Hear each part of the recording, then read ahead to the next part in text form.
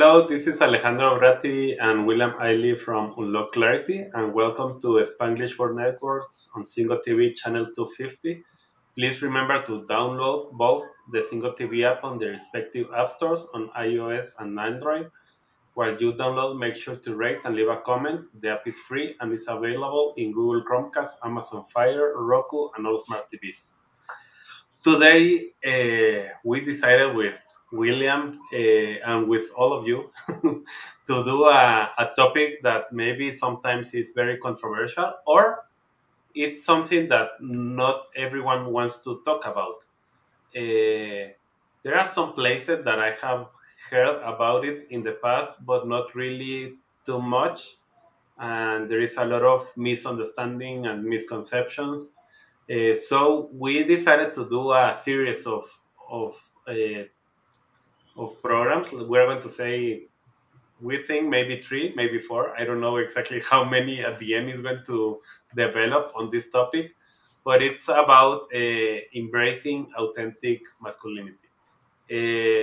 So it's embodying the energetic masculinity. That's the topic that we put to this series. But for today, we're going to start to focus on embracing authentic masculinity.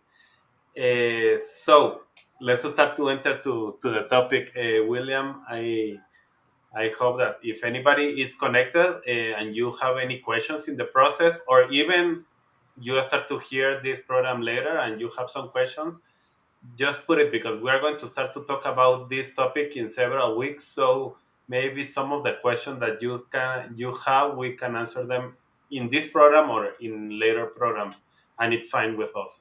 We can do it really more than happy.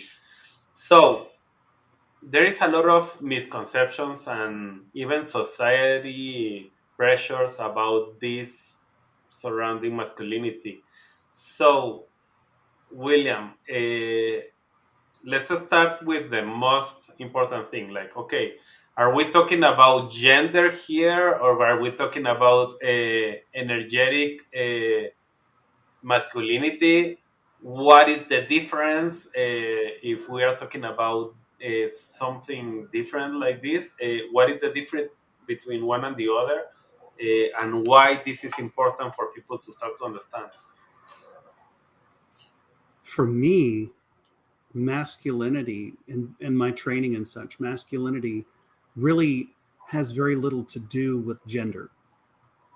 Mm, The English language, as well as any language, from what I've been told, the English language is one of the closer languages to the angelic tongue, whatever, and it still does not work very well for expressing energetic spiritual concepts. So if you're familiar with what is it, Taoism, where you've got the yin and the yang, the masculine, the feminine, the I don't even remember what their word for it is, but it's like the expansive and contractive forces.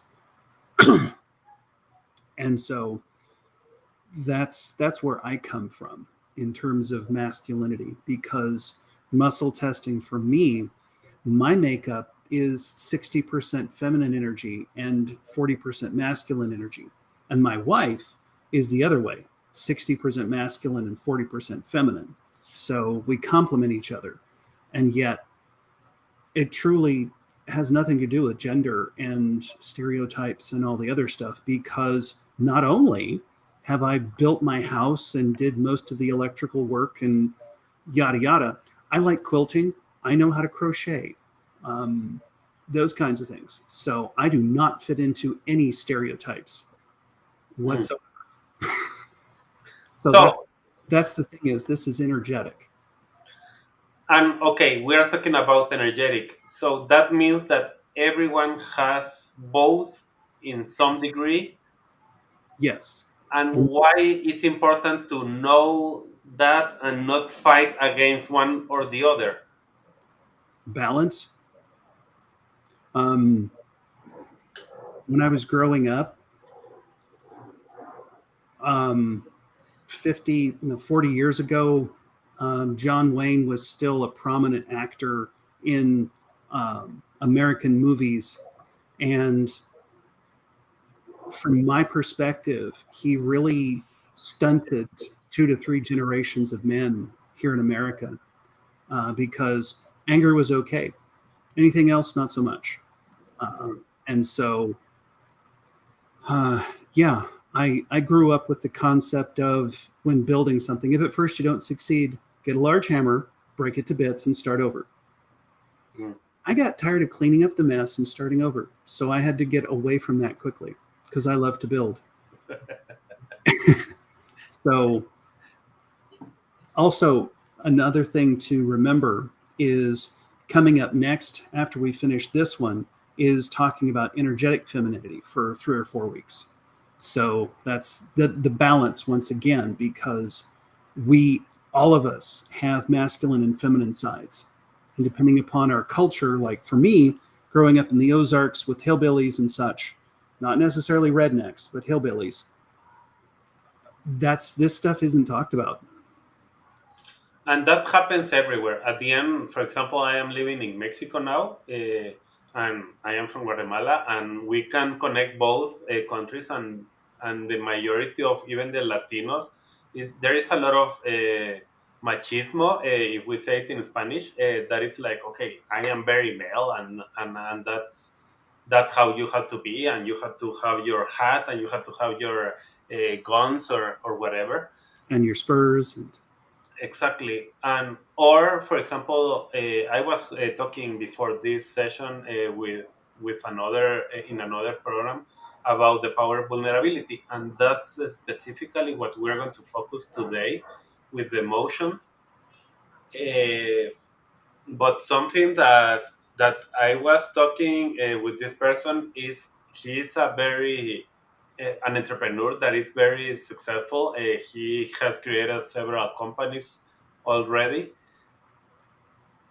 and he was in corporate, and all the emotion that he was managing was too good or bad, and that was everything, and sometimes it's like no, in when you are I was teach the same thing when I was in corporate. It's like you have to eliminate all your emotions if you want to be successful. uh, so talking about masculinity, we are not talking about men, we are not talking about women, we are talking about both at the same time. Masculinity is an energetic thing that we both have, and they are balanced inside of us. So they it's ought to be okay at to least. have 40% as William, or 60% as your wife, uh, or it's okay to have it in another proportion. It's okay, but it's when we start to embrace it and start to, okay, this is who I am. Suddenly, you can start to thrive, because you start to realize that it's okay what I have, and I am created in the right way. Not, no, I have to be more macho. That means that I have to take out all the feminine part. I am sorry, and I have to take it down completely.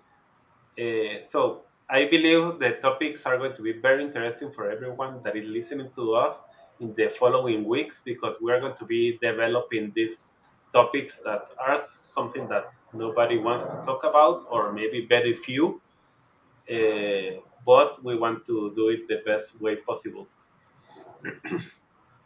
Yes, exactly. So let's start to open the door with the why vulnerability is important and what society is saying to us. Why we need to suppress all emotions, and that's something that even and I'm going to say something difficult sometimes, but even the mask that we were using with COVID was something like, okay, we are taking out part of your identity, and you just have your eyes here, and all the other part is suppressed. Uh, Tell us a little bit more about that part of emotional suppressing with anger, and the thing that you went through, and how you started to embrace it and find it. Well, as we were discussing on Friday, what does a mostly we have cats and dogs as pets.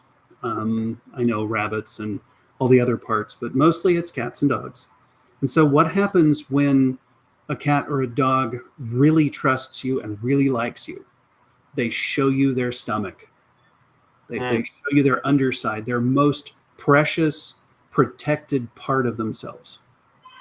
mm, And the other part is they don't worry about what emotion they're showing at any one time. If they want to be vulnerable, they'll be vulnerable. If they want to be hard and, you know what, you've touched me one time too many today, get away. They don't worry about what it looks like to be themselves. And so our societal norms as humans have taught us that we're supposed to be certain ways. Depends on the society and the culture within the society. Overall, it seems like we're pretty homogenous. A human is a human is a human. And so the vulnerable part, we've been taught that to show vulnerability is weakness. To show vulnerability will get you killed, metaphorically or even literally in some places. So, what does vulnerability really look like? It means being me, being who Creator built me to be,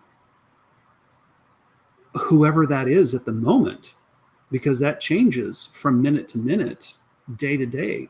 I mean, last night I had a really crappy night. This morning it took me hours to get through the ramifications of the crappy night.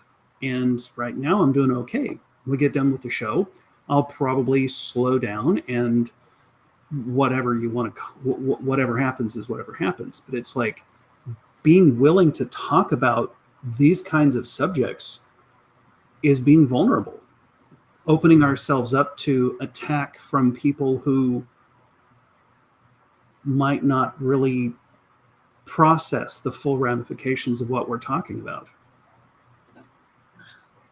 and this something that it's very important why we believe this is very important. For example, right now, and we have said this in the several programs, AI is taking a lot of the information. So we were supposed to become in the like some years ago, you have to have your master degree, your doctoral degree, like all the degrees that you can get and learn as much as you can.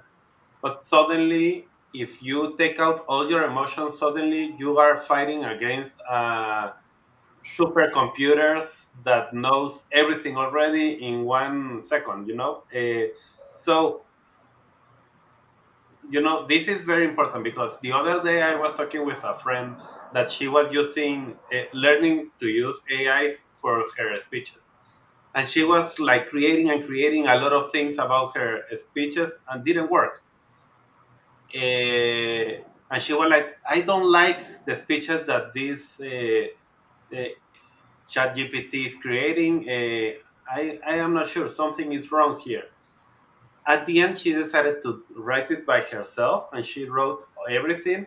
And she did something. She decided to take this and say to ChatGPT, "This is exactly what I was expecting from you."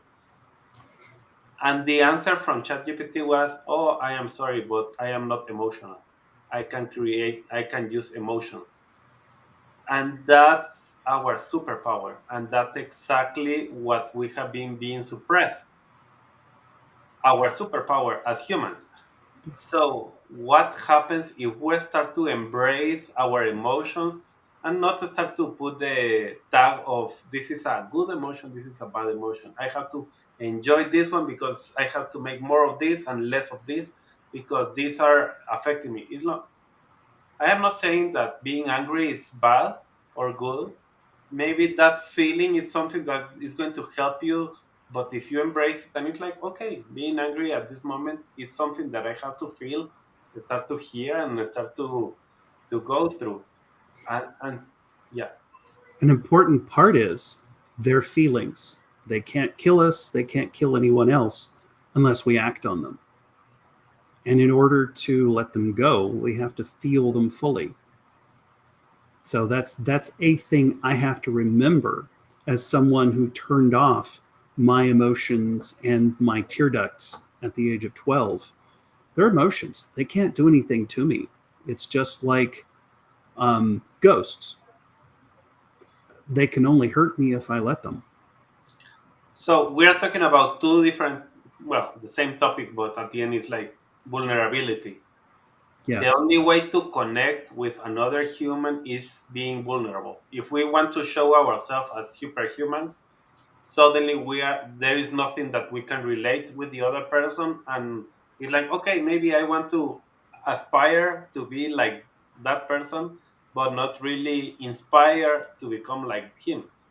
uh, and inspire, again, it's an emotion. I am being inspired to become something, but aspire is something that you have this rat race and suddenly you get to that point and it's like, oh, this is not exactly what I was expecting. And that's what we want to say here. It's like, embrace vulnerability, embrace emotions. And we maybe even next week we'll talk more about emotion, because we are at the end of the program already. uh, but let's start to give some action steps that we recommend for today, uh, because we love to do that in every session that we are doing. Yeah. Emotional intelligence. That's paramount these years because AI knows whatever I need it to know.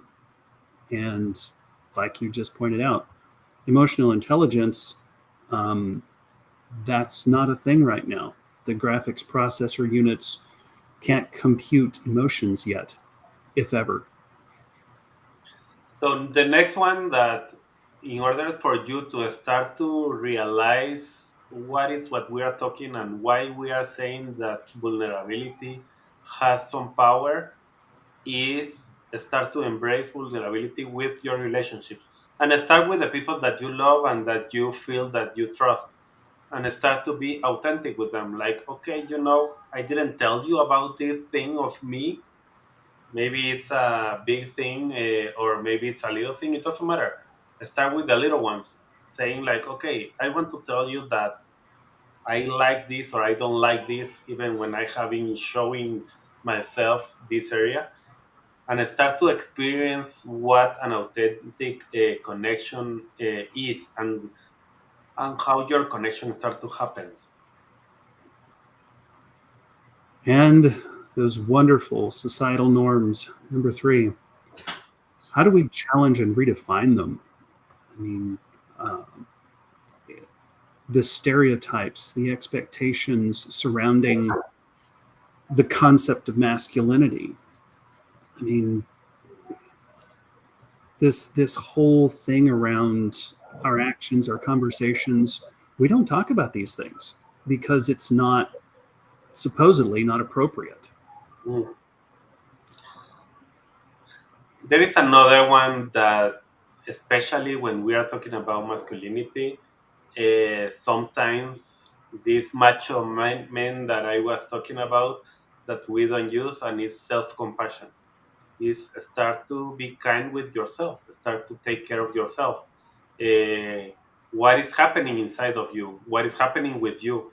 So start to develop self-compassion and start to realize, okay, I am feeling, start to feel, start to know what is the feeling of, okay, I am angry, I am desperate, I am feeling exhausted.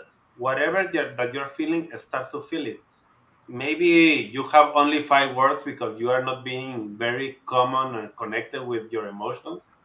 Start to feel them, the 5 ones that you have. I am not saying that start to watch to your to your dictionary and start to see what are all the different emotions that exist.